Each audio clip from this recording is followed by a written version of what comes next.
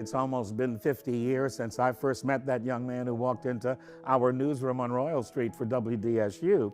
And as a human being, to this day, there are few men in the world I want to hug every time I see him and say, man, I love you. Do you know how much you mean to me? That would be Ro Brown.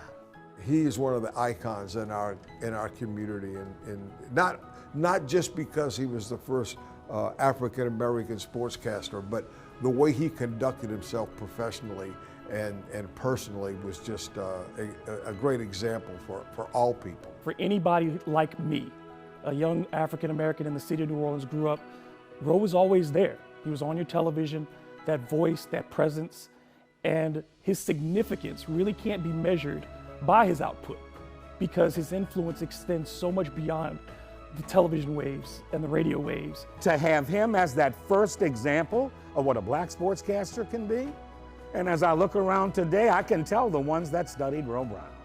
They have a different way of covering, and I don't mean just the African-American sportscasters these days, but everybody I see has been touched by Romelis Brown. The way he was able to make people at ease when he interviewed them, whether it was a player, whether it was a coach, he always had a way about him of just being able to ask the question and always make sure that you were comfortable with what he was going to do, and then the story would develop from there. No matter what it's been, he finds that essential human element to relate to. And I think that's what all of this is really about, whether it's sports, whether it's politics, whether it's whatever we do in the news business, it comes down to people. And Ro never forgets that. So when he speaks to you, there's not just a newsman talking to you. There's a person who's trying to get you to understand this information, who wants you to relate to it, to get it, and to feel it. And I think that that's a rare, rare quality for people in this industry. Ro Brown always had knowledge that I thought belied any single human being's capacity. He was a walking encyclopedia without the benefit of an iPad or whatever. He knew stats, he knew everything. If knowledge counts, then there's no doubt in my mind that Ro Brown's one of the greatest in the history of New Orleans sports coverage. No doubt. We hear enough about the negativity. The Ro Browns of the world are the ones that set the example for young people that can make a difference in their life. Ro also, early on, began to suggest, there is college football beyond Tulane and LSU. And so it was thanks to Ro that stations of the mainstream caliber began covering things like the Bayou Classic. When my wife passed a few months ago, I was in my office and I had a knock on the door, and he just walked over and hugged me and said, "I'm here for you."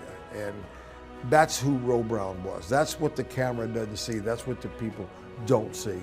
That was the genuineness of who he was as a human being and as a man. The fact that his name and his legacy will live on in so many different areas, that no matter where you go in sports in this state, you're going to see his name, you're going to see his work, you're going to see his influence. Recognize that effort, to recognize those accomplishments. I think that's the least we can do, because this industry is so important.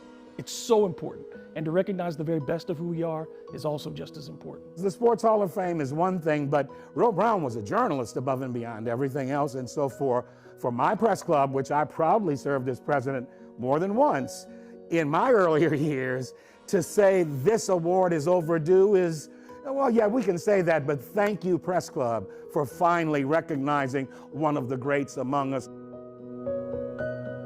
The Press Club of New Orleans is proud to present our Lifetime Achievement Award to Ro Brown.